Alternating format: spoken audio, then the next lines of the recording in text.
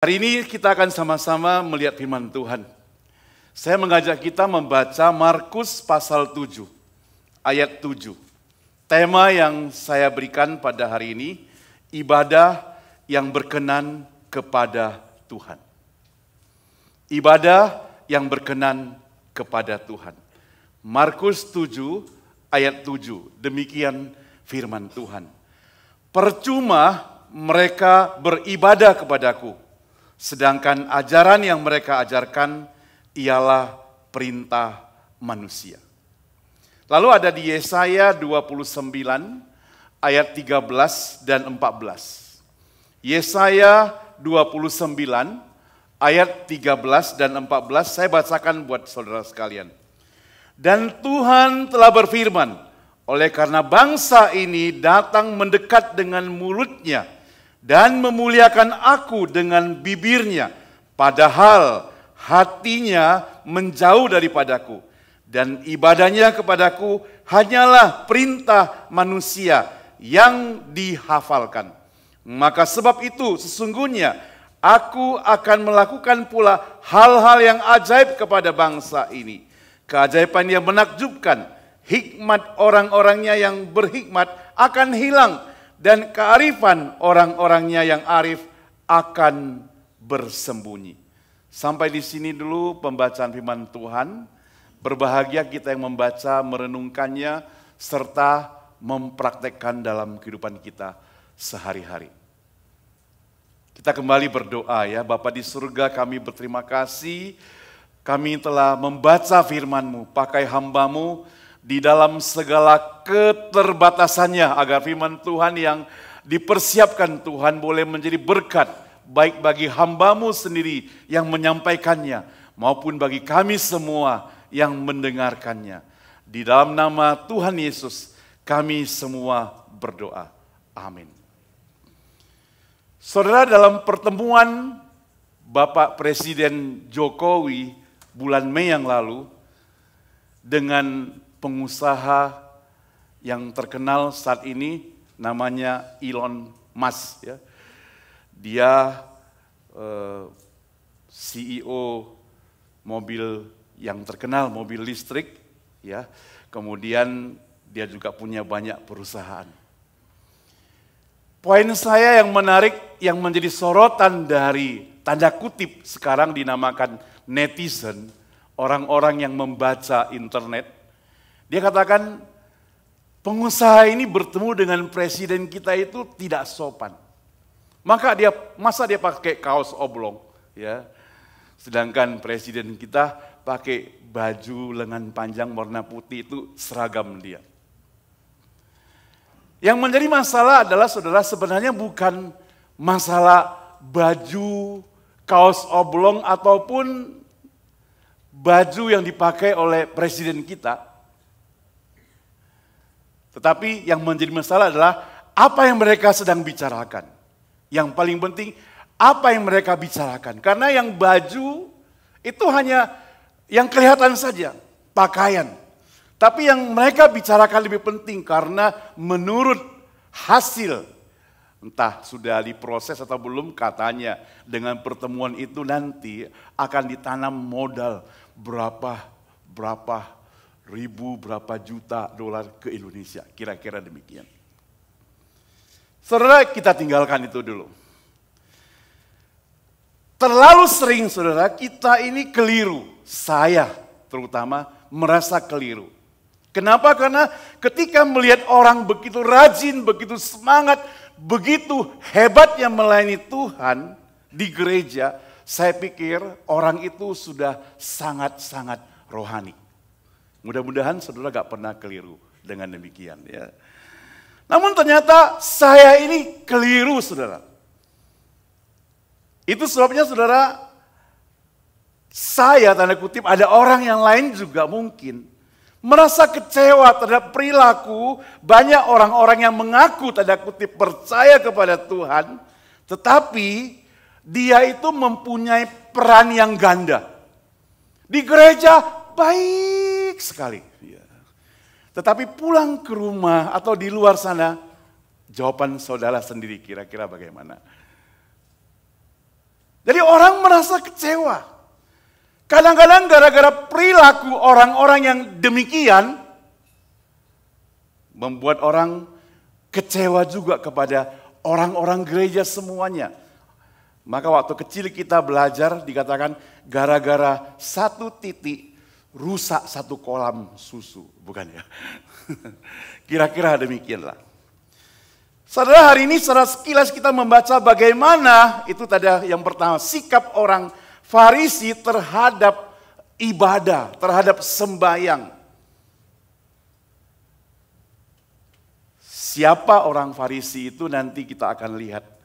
Orang Farisi itu adalah golongan para nabi atau juga ahli Taurat yang sangat-sangat berpengaruh katanya.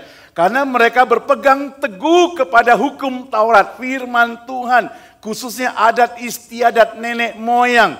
Kalau kita perhatikan Matius 15 ayat yang kedua, saya bacakan kepada saudara sekalian. Matius 15 ayat 2, mengapa murid-muridmu melanggar adat istiadat nenek moyang kita?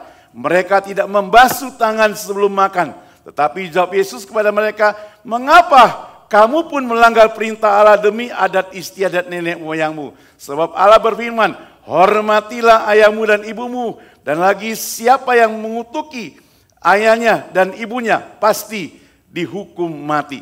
Tapi kamu berkata, barang siapa berkata kepada bapaknya dan kepada ibunya, apa yang ada padaku yang dapat digunakan untuk pemeliharaanmu sudah digunakan untuk persembahan kepada Allah. Orang itu tidak wajib lagi menghormati bapaknya atau ibunya. Dengan demikian firman Allah, kamu nyatakan tidak berlaku demi adat istiadatmu sendiri. Hai orang-orang munafik, benarlah nubuat Yesaya tentang kamu.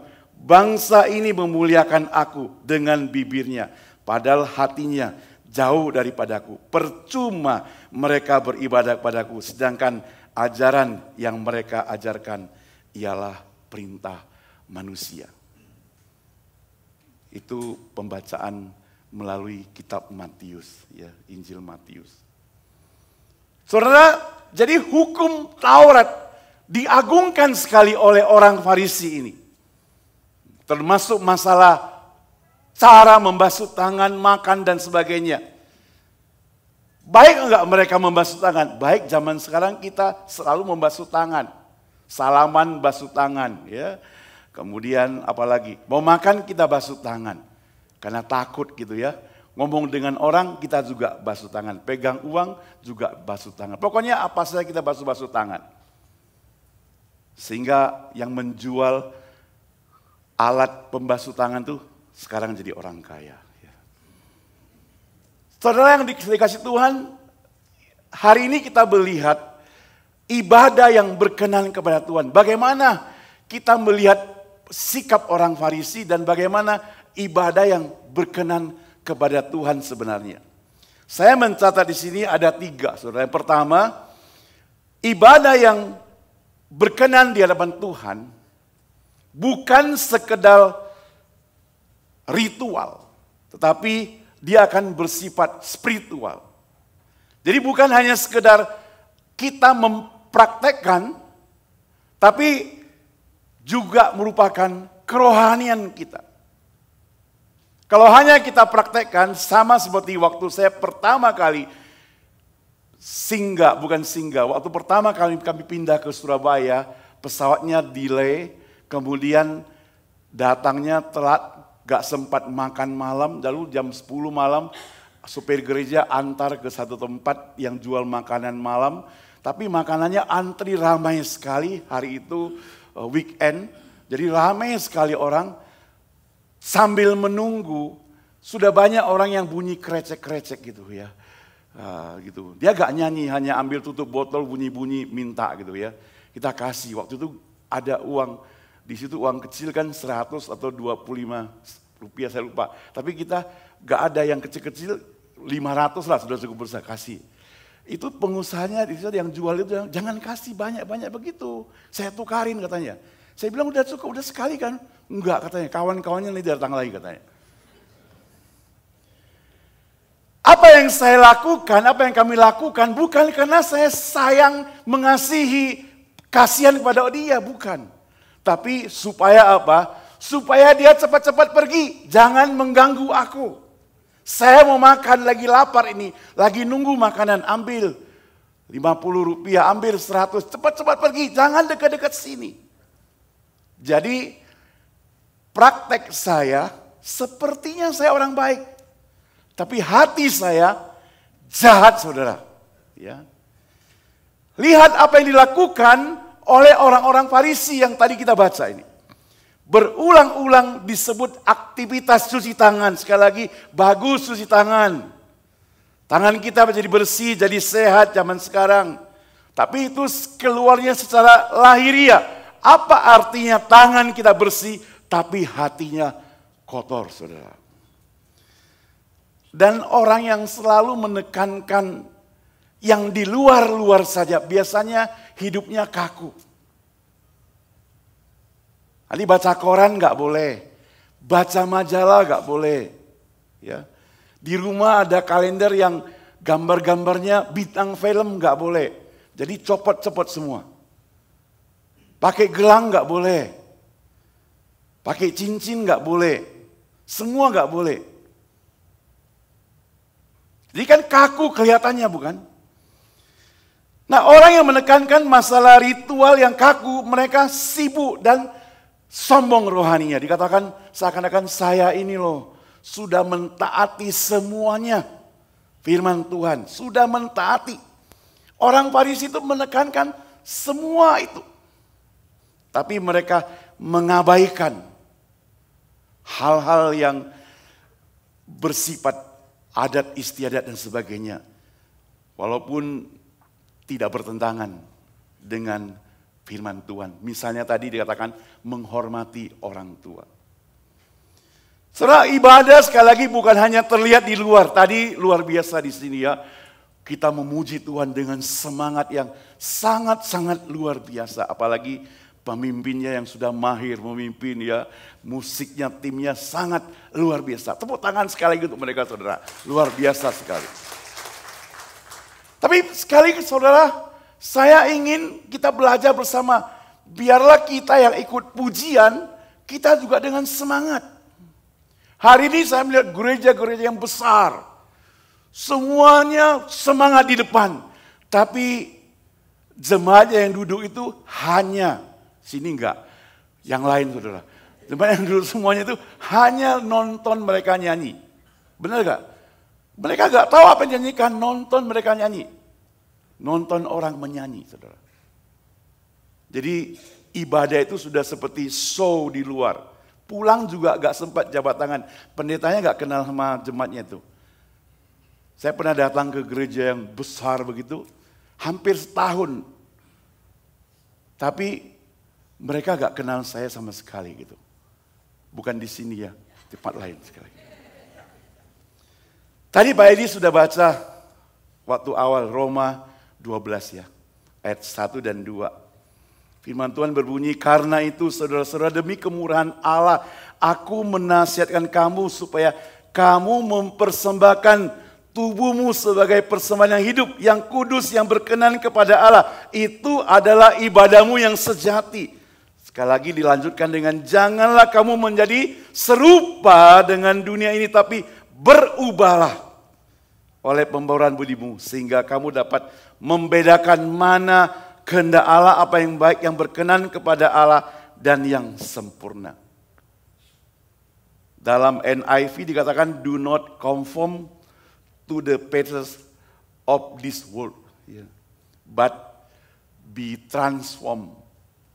Ada transformasinya, bukan hanya sama, tapi justru kita menjadi satu yang inovasi, mau mengubah. Kita datang untuk mengubah. Kita bukan diubah. Amin, saudara. Kita datang menjadi dampak, bukan menjadi tersepak, bukan. Ya. Menjadi dampak terhadap orang lain. Dengan kita percaya, kita menjadi baru, diperbaharui. Itu ibadah yang sejati. Jadi ketika orang Farisi berbicara tentang ibadah, mereka hanya terikat mempraktekkan teori-teori. Tapi ketika zaman ini Kita sudah ngerti semuanya, kita tidak hanya pelajari secara teori, kita mau berubah. Tadinya kita suka menyakiti orang lain, sekarang tidak lagi, ada perubahan. Tadinya kita suka membenci, sekarang menjadi penyayang. Tadinya kita pendendam, sekarang dendamnya sudah kita hilangkan semuanya. Tadinya mukanya cemberut, Pak Edi bilang senyum semuanya, ya. Senyum, penuh sukacita. Saudara, jikalau orang Kristen, orang percaya, saya dan saudara sekalian serupa dengan dunia ini, maka dikatakan ibadah itu seperti satu hiburan, entertain. Itu merupakan ciri khas daripada dunia, tidak lebih. Ngomongnya memuji Tuhan, tapi ekor-ekornya memuji diri sendiri. Namanya terpujilah Tuhan. Tapi waktu diturun dari mimbar, dikritik, tadi kamu nyanyi ada fals sedikit ya, cemberut dia, emosi dia, marah dia. Ya, mukanya jadi merah dia. Luar biasa. Tapi kalau saya merah ini keturunan merahnya, saudara. Seperti Yusuf. Ya, tampannya saudara, ya. Saudara, orang Farisi kerjanya itu mencemooh. Di bait Allah dia bersembayang tapi kerjanya mencemooh, mengaku baik. Tidak mencuri, tidak berzina, tidak bersaksi dusta, tidak seperti orang yang di sampingku ada pemungut cukai yang sedang berdoa itu. Dia katakan demikian. Waktu dia datang ke bait Allah berdoa. Sedangkan orang yang berdosa itu dia datang tepuk-tepuk dadanya. Aku inilah orang berdosa. Dan luar biasa Alkitab mencatat Tuhan membenarkan orang yang berdosa itu. Karena Tuhan melihat apa yang dalam hati. Manusia hanya melihat apa yang di depan mata. Yang terlihat saja. Jadi sekali lagi saudara, ibadah yang sejati mestinya berfokus kepada Tuhan. Dan itu menjadi ibadah yang berkenan kepada Tuhan. Kalau ibadah yang memuliakan diri sendiri, itu berarti bukan ibadah yang berkenan pada Tuhan. Yesus yang tidak menyayangkan dirinya, apapun dia berikan untuk kita. Hari ini mengapa kita untuk datang kepada Tuhan saja tidak memberikan sepenuh hidup kita kepada Tuhan. Tanggalkan kesombongan, tanggalkan segala sesuatu yang tidak berkenan, tanggalkan segala kesukaan, kita datang kepada Dia. Kita beribadah kepada Dia dengan sungguh-sungguh. Saudara yang dikasih Tuhan, orang tidak bisa menilai kita. Sebagai hamba Tuhan, saya tidak bisa menilai orang lain. Pendeta, kita tidak bisa menilai orang lain. Tapi Tuhan yang dapat menilai kita. Yang kedua, saudara, saya catat di sini, ibadah yang berkenan. Bukan hanya sekedar pengetahuan, tetapi saudara, penyembahan. Orang Farisi itu adalah orang yang intelek, orang yang pintar, orang yang pandai berpengetahuan. Kebanyakan mereka adalah pengajar-pengajar. Luar biasa saudara, mereka menghafal firman Tuhan, menghafal hukum Taurat. Matius 7 ayat 9 mencatat, Yesus berkata pula kepada mereka, sungguh pandai kamu mengesampingkan perintah Allah, supaya kamu dapat memelihara adat istiadatmu sendiri. Yang benar adalah adat istiadat tidak boleh bertentangan dengan firman Allah. Pengetahuan yang mereka tentang hukum Taurat, saudara, tidak perlu kita ragukan. Menurut tradisi, mereka bahkan menghafal semua hukum-hukum Taurat itu. Namun, menghafal saja tidak cukup, saudara. Tapi dia harus mempraktekkan firman Tuhan. Ketika seorang ibu memanggil seorang anaknya, tolong bantu. Karena dia sedang masak, perlu minyak goreng. Dia bilang, oleh mamanya bilang, tolong anakku belikan. Jawab anak itu katakan, iya ma. Tapi dia tidak melakukan apa-apa, iya ma. Kedua kali lagi mamanya dengan sabar memanggil, anakku tolonglah cepat, ini sudah mau siang nanti lapar kalian. Iya ma, saya sudah mengetahuinya. Tapi tidak melakukan. Ketiga kali, mamanya panggil lagi. Iya ma, saya sudah mengetahuinya. Dan saya sudah mendengar berulang-ulang ma. Keempat kali mamanya katakan, tolong. Kalau enggak kalian tidak usah makan hari ini. Iya ma, saya sudah mendengar berkali-kali berulang-ulang. Dan mama sudah ngomong sudah berkali-kali, saya sudah menghafalnya ma, menghafalnya. Saya sudah menghafal ma, luar kepala. Tetapi dia tidak membelinya.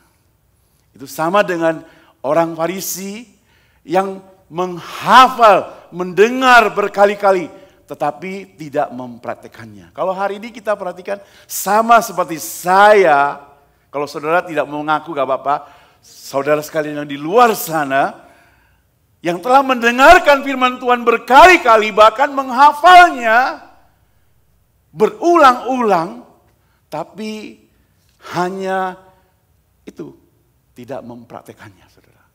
Di sini gak ada ya. Amin, saudara.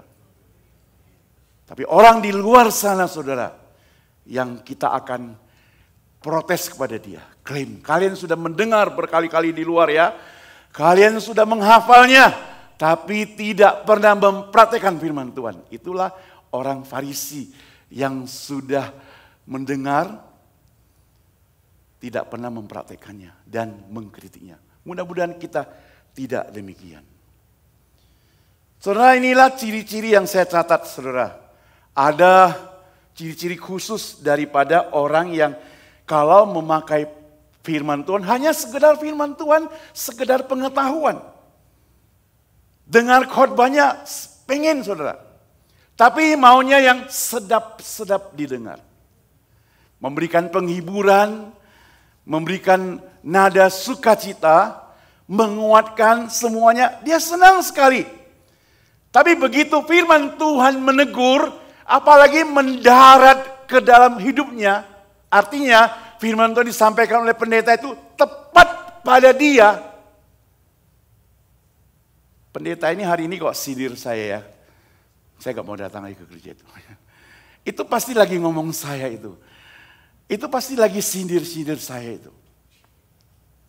Saudara, justru firman Tuhan kalau mengena kepada kita, kita perlu bersyukur. Karena firman Tuhan itu hidup, saudara. Amin, saudara. Hidup dalam hidup kita. Berbicara kepada kita, mau menguatkan kita, mau mengubah kita. Kenapa kita harus sakit hati? Dia sedang berbicara kepada kita. Dia sedang menegur kita. Tuhan memakai hamba Tuhan itu yang diurapi, sudah didoakan, menyampaikan firman Tuhan, mengena dalam hidup kita.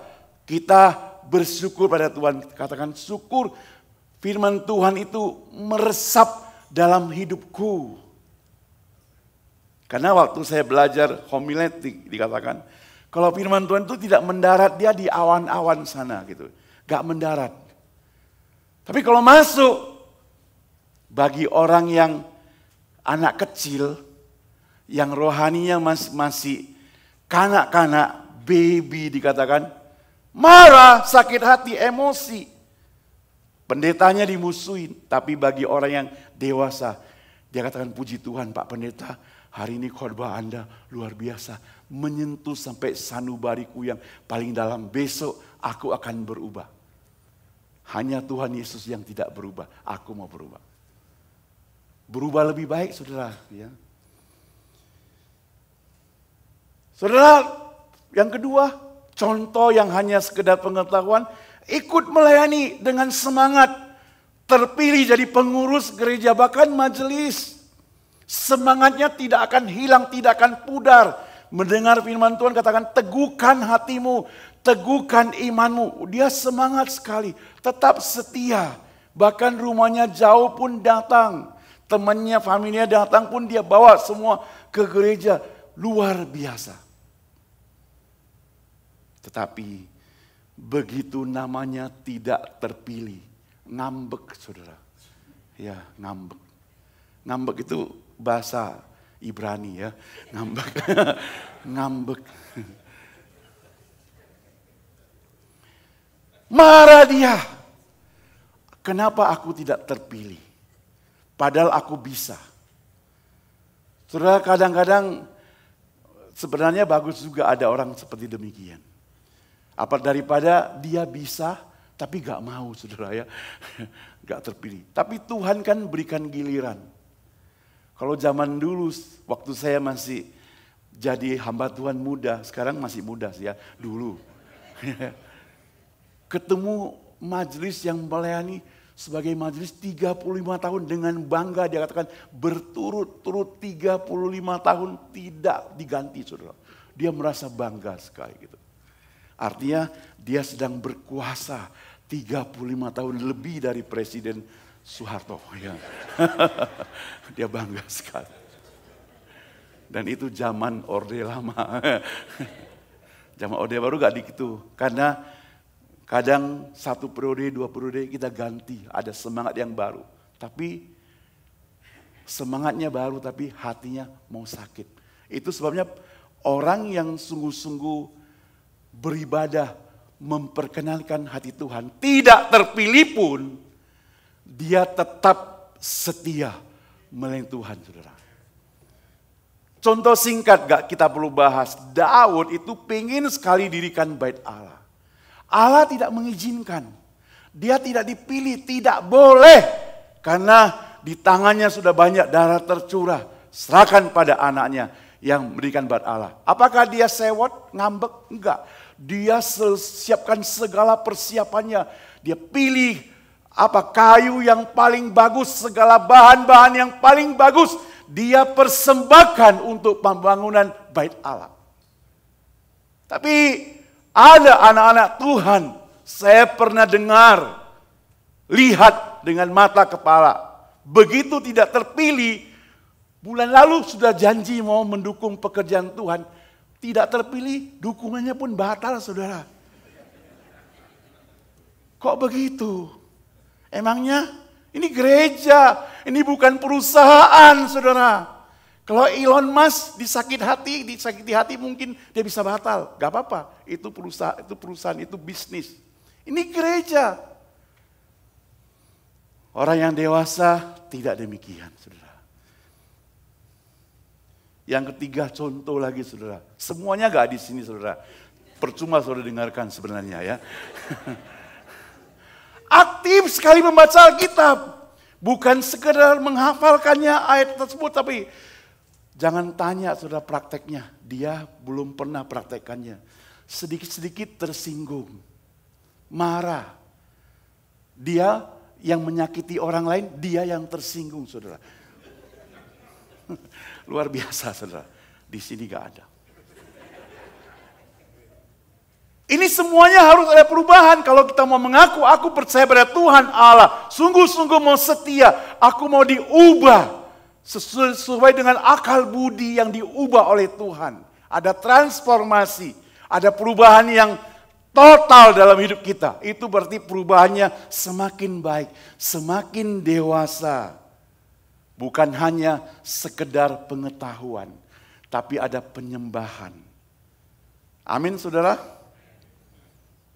Kadangkala saudara semakin pengetahuan kita tinggi, biasanya tergoda kita semakin sombong.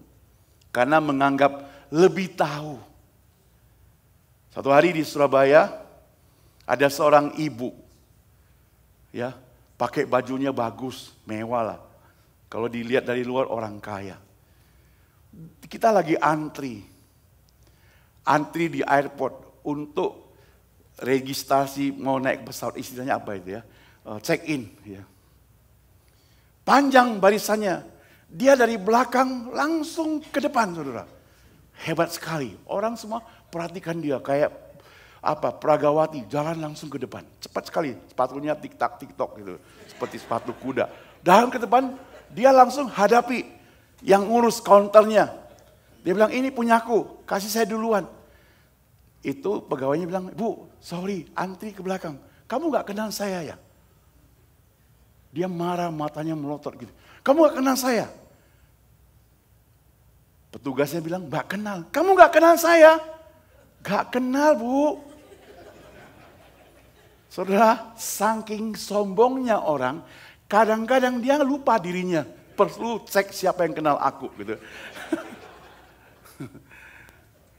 Jadi karena pengetahuan tinggi, kekayaan bisa membuat orang lupa diri, saudara. Apalagi kamu gak kenal saya ya, baca Alkitab sudah 20 kali berulang-ulang.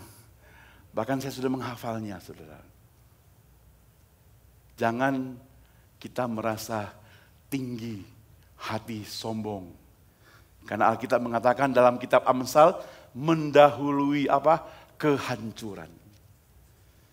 Yesus datang ke dunia ini bukan mencari orang hebat, bukan mencari orang pintar, bukan mencari orang yang tinggi-tinggi pengetahuannya dan sebagainya, tapi dia mencari orang yang hilang. Seperti Sakius, pemungut cukai yang dihindari oleh semua orang. Dia katakan, "Hai Sakius, turunlah, aku mau tinggal di rumahmu," saudara. Dikatakan demikian. Yang ketiga, saudara, ibadah yang berkenan kepada Tuhan menyangkut isi hati, bukan hanya sekedar tradisi. Isi hati kita. Bila kita ingat Kain dan Habel, ingat gak saudara, siapa dia? Kain dan Habel. Ada ingat? Anaknya Abraham ya? Bukan ya. Anaknya Saul, cari sendiri nanti ya saudara ya. Mereka sama-sama memberikan persembahan. Abang adik memberikan persembahan. Baik gak orang tuanya mendidik anaknya? Baik sekali. Memberikan persembahan rohani. Memberikan persembahan kepada Allah. Tapi dalam Alkitab mencatat, persembahan dari abangnya tidak diterima. Persembahan dari adiknya diterima. Alasannya bisa panjang dicerita, tapi singkatnya, kemungkinan besar persembahan dari abangnya itu tidak dengan hati yang sungguh-sungguh. Tidak dengan iman. Karena dia mempersembahkan hasil tanamannya, bukan hasil korban. Tapi adiknya memberikan yang terbaik kepada Allah, diterima. Dia apa? Dia ngambek seperti orang tadi itu. Ya, ngambek marah. Bukan hanya marah, adiknya dia bunuh, saudara. Ngeri sekali, saudara. Itu gara-gara persembahan. Saudara yang dikasih Tuhan, jadi bukan hanya sekedar tradisi, memberi, bukan. Tapi hati. Hati itu juga perlu. Saudara bisa memberikan yang banyak. Saudara bisa menghabiskan tenaga yang banyak. Tapi kalau bukan dengan hati, itu sama dengan dunia. Dunia bisa lakukan itu. Saya lihat dunia sosial. Orang rela korbankan uang banyak-banyak untuk pekerjaan sosial. Habiskan waktu yang cukup banyak untuk pekerjaan Tuhan. Bisa mereka lakukan lebih daripada dukungan untuk pekerjaan Tuhan. Bisa mereka lakukan. Tapi ada satu hal yang mereka kurang. Yaitu di dalamnya tidak ada keselamatan. Amin saudara. Saudara, tingkah laku ibadah yang hanya merupakan sebuah fenomena. Tingkah laku itu hanya praktek dalam kehidupan kita. Belum tentu termasuk keaslian. Karena hanya tingkah laku, perlu dipraktekkan. Perlu dipraktekkan dalam kehidupan kita sehari-hari. Karena tingkah laku yang kelihatan bisa terjadi berbagai kebohongan. Apalagi dicek. Walaupun kadangkala bukan Tuhan yang mengadili. Dunia bisa tahu, saudara. Kalau yang bohong itu bisa tercetus. Belakangan ada terjadi perselisihan antara seorang aktor Johnny, bacanya apa? Depp ya, sama siapa? Amber Heard ya. Katanya pertama kali di sidang di Inggris mantan istrinya menang. Ya. Tapi waktu sidang di sini aktornya yang menang gitu. Karena disinyalir adanya kebohongan. Nah, kebohongan itu kan bisa keluar. Apalagi zaman digital sekarang. ya, yang kita pernah lakukan, ada foto, ada video, ada jejak-jejaknya bisa dilihat. Apalagi Tuhan Allah tidak bisa dibohongi. Jejak-jejak digital Tuhan itu ada sebelum internet ada, saudara. Amin, saudara. Sebelum semuanya ada, jejaknya itu sudah ada, direkam di disk yang nggak tahu berapa juta megabyte itu, ya luar biasa.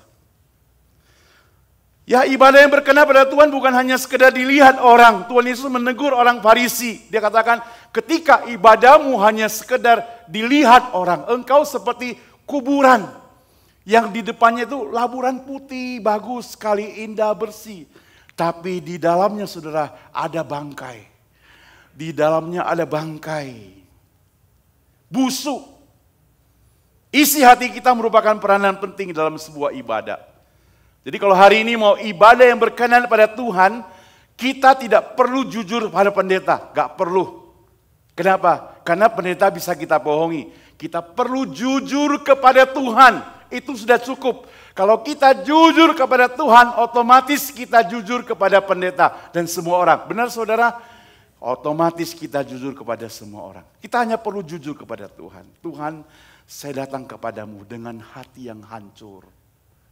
Benar-benar aku datang, Tuhan. Engkau yang tahu menyelidiki hatiku yang paling dalam. Engkau yang mengetahui sampai tulang sumsumku.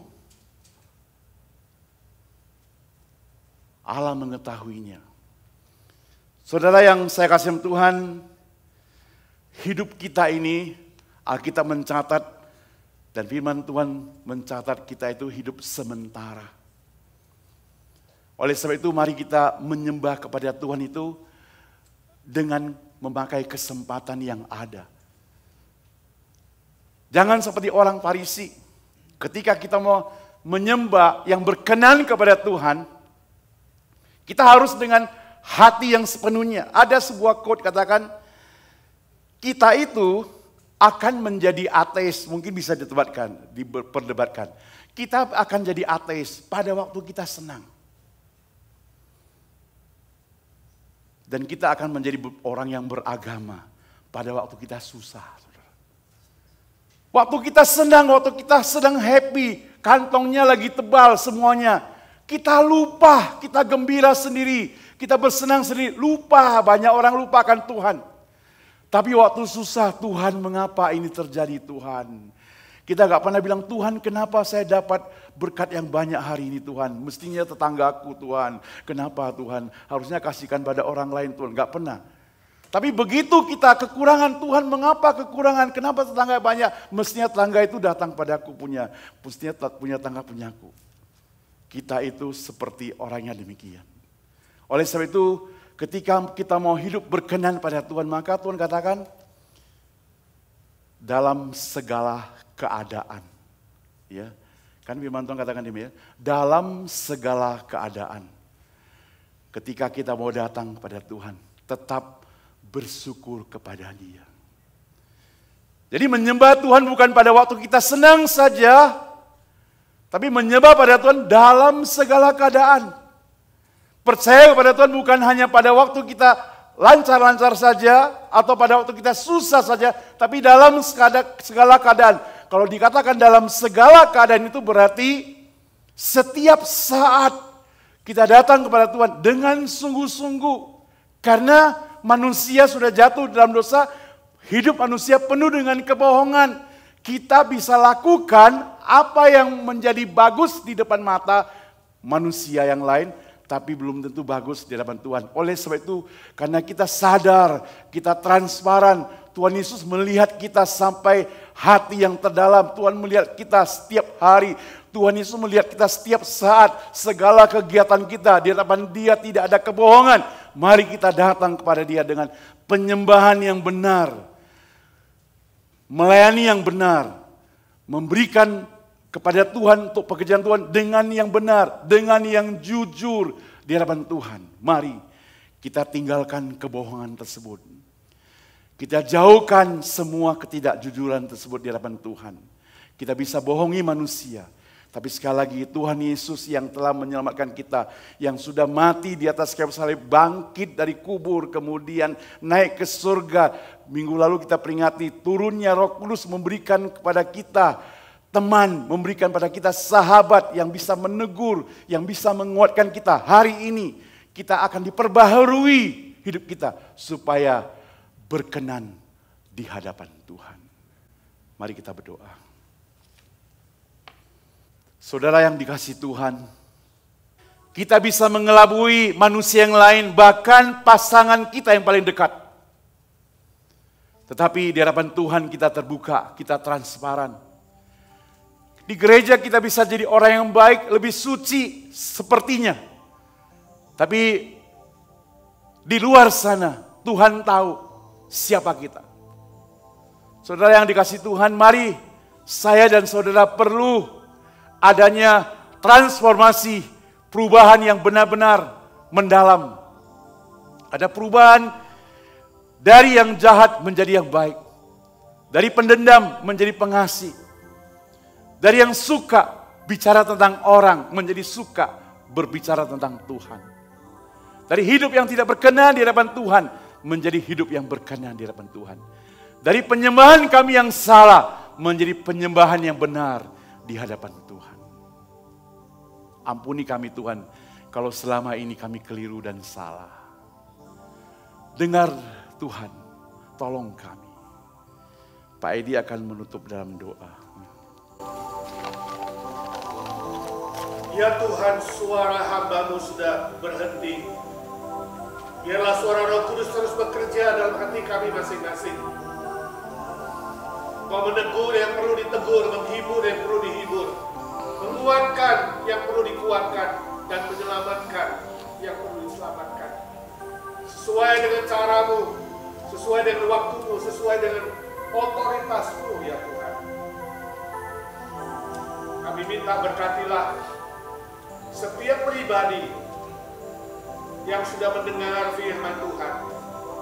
Supaya kami tidak menjadi pendengar saja, tapi kami menjadi pelaku-pelaku firman Tuhan. Dalam nama Tuhan Yesus kami berdoa dan memohon berkat Tuhan. Amin. Terima kasih, Tuhan Yesus memberkati kita sekalian.